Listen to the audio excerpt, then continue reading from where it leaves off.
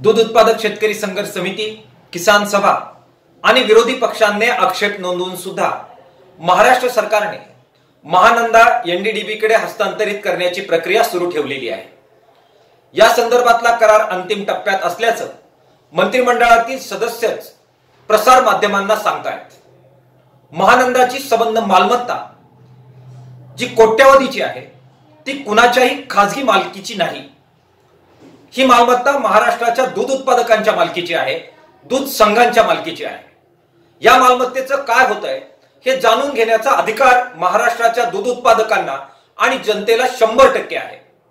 महाराष्ट्र सरकारने त्यामुळेच याबद्दल कोणतीही गुप्तता पाळू नये।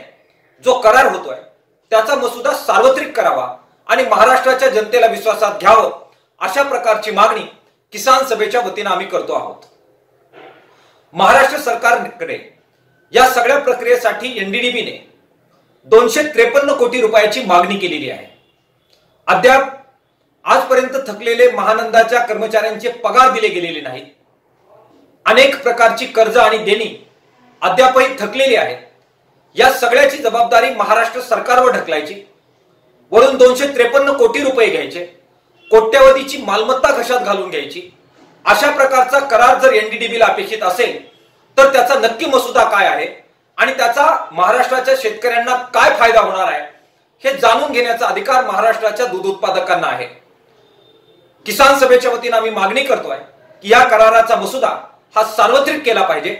या संबंध प्रक्रियेमध्ये पारदर्शकता आणली पाहिजे आणि कोणत्याही प्रकारची घिसाडघाई या प्रक्रियेत होता कामा नये याच्यासाठी काळजी घेतली पाहिजे।